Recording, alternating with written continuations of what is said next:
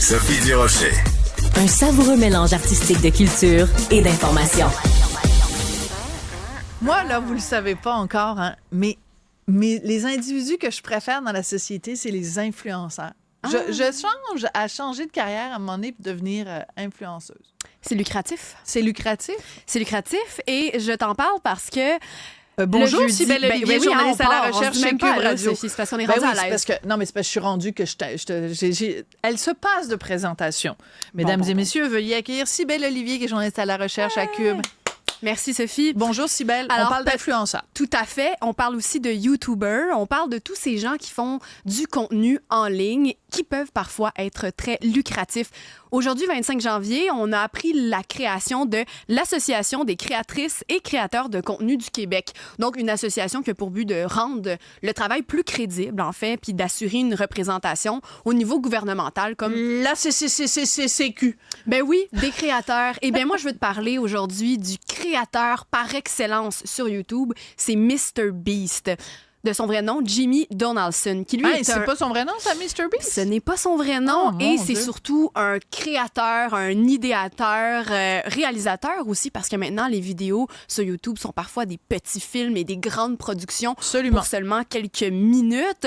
Et bien, lui, il a plus, donc il a des millions d'abonnés sur YouTube. Je recherche le nombre exact. Je te dis ça. 234 millions. Il est un de ceux... Non, mais il est un de ceux qui... Ben non, te taquine. Le plus grand, c'est 258 millions. Donc, il est très près d'être la personne la plus suivie sur YouTube. Mais bref, lui, ce qu'il a d'intéressant, c'est qu'il a réussi vraiment à se partir une business sur YouTube et de devenir vraiment... extrêmement d'une grande réussite, en fait. Et ce qu'il fait, c'est des vidéos qui sont inutilement agréable, où on apprend des affaires dont tu te posais pas la question, mais en étant très diverti en les voyant. Je vais vous lire quelques-uns de ces titres sur YouTube de vidéos qui vont vous donner une idée. Un billet d'avion à 1 $ versus à 500 000 $. Enterré vivant pendant 50 heures, ou le dernier à quitter l'île à 800 000 $, la garde. Tu vois que c'est des gros montants. C'est des montants que les gens gagnent. Parce que MrBeast, ce qu'il fait... Il organise des patentes. Il organise des défis, il organise des jeux. Parfois, c'est lui et son équipe qui se mettent en scène dans des expériences. Et souvent, il invite son public à venir participer à ses vidéos. Et donc, chaque vidéo, comme je te le disais, est une énorme production. Et lui, quand il s'est lancé, il a commencé au début de YouTube, il y avait 11 ans. Il est devenu complètement obsédé par la création de Je suis en train vidéos. de regarder un documentaire en ce moment J'en ai entendu parler sur Squeezie, aussi. là, merci Internet. Et, mais donc, oui, mais c'est des gens qui commencent très jeunes. Jeune. Il y a plein de boutons dans la face, puis là, maintenant, il est multimillionnaire. Oui, on les voit exactement, mais lui, c'est la même chose pour lui, MrBeast, qui a fait 82 millions l'année dernière, simplement en utilisant YouTube. Puis c'est ça, lui, en fait, son secret, c'est qu'il a compris que chacune de ses vidéos, chaque dollar fait dans ses vidéos allait être réinvesti dans le prochain. Ce qui fait qu'il est capable de faire des productions énormes où il peut faire gagner des sous à certaines personnes. Puis il a compris ça un jour où il y a eu un premier commanditaire qui est venu le voir en lui disant « MrBeast, je vais t'offrir 5 000 $ pour ta vidéo, pour une annonce dans ta vidéo. » Il fait « Sais-tu quoi? Non, merci, donne-moi 10 000 $ et je vais lui donner un sans-abri. » C'est ce qu'il a fait. Il a reçu 10 000 $ et il s'est filmé en train d'aller porter cet argent-là à un sans-abri qui habitait à côté de chez lui. Et cette vidéo-là... maintenant, le sans-abri est rendu Elon Musk et il est multimillionnaire. Ce serait beau si c'était cette histoire-là, mais en fait, ça a créé un précédent parce que les gens se sont dit « Hey, c'est intéressant, ce côté philanthropique qu'il a dans ses vidéos. » Eh bien, il est parti de ça et maintenant, c'est sa marque de commerce. Les gens gagnent des centaines de milliers de dollars parfois dans ses vidéos. Je vais te mettre en contexte pour que tu entendes une de ses vidéos les plus populaires qui a eu 565 millions de vues. Tu vas tout de suite reconnaître, je crois, la série. I recreated every single set from Squid Game in real life. And whichever one of these 456 people survives the longest wins $456 grand. Alors, c'est qu'il a reproduit à grandeur nature Squid Game.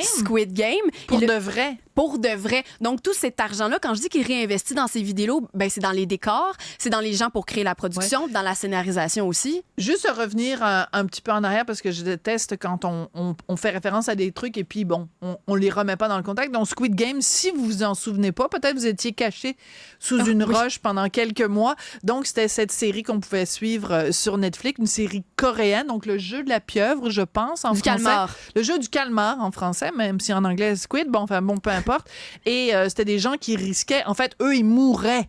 Il y avait 456 personnes qui participaient, puis ils mouraient les uns après les autres. Puis ça avait créé un scandale dans les cours d'école, hein, parce qu'on traite les gens comme des petits bébés lala au Québec. Et ils reprennent complètement le même concept Voilà. avec les mêmes jeux. Et la personne gagnante a gagné l'équivalent de 615 000 canadiens à la fin. Donc, il y a ce côté-là où on remet toujours aux gens qui participent. Mais aussi, quand je te parle du génie de MrBeast, c'est pourquoi c'est le créateur par excellence.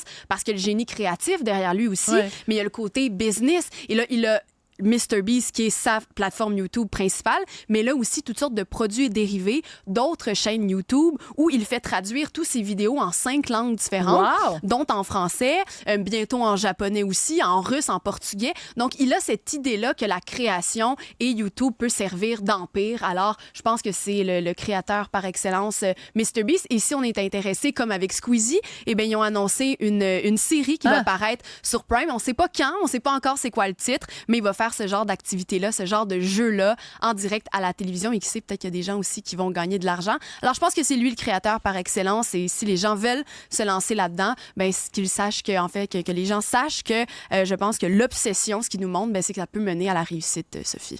Absolument. Et donc, si votre enfant de 11 ans est constamment dans le sous-sol en train de jouer à des jeux vidéo ou faire des vidéos sur YouTube, dites-vous peut-être qu'à un moment donné, il va avoir un documentaire sur lui parce qu'il va être rendu millionnaire, multimillionnaire. C'est ça qui est arrivé à Squeezie. C'est peut-être votre enfant. Et je vous rappelle quand même que sur YouTube, il n'y a pas juste des patentages de MrBeast. Il y a aussi... on peut voir des extraits de Cube. Merci beaucoup, Cybèle Olivier. Je voudrais remercier Marianne Bessette et Max-Émile. Je ne sais pas pourquoi je tape dans mes mains. Pourquoi je tape dans mes mains? C'est parce que je dis Marianne Bessette, puis là, je veux l'encourager, alors je tape comme ça. Marianne Bessette, Max-Émile Sawyer à la recherche et à la mise en onde. Tristan Brunet-Dupont. Oui. Merci beaucoup. Tiens ça pour les éditeurs de Cube aussi, puis les spectateurs de Cube. Merci. Au revoir. À demain.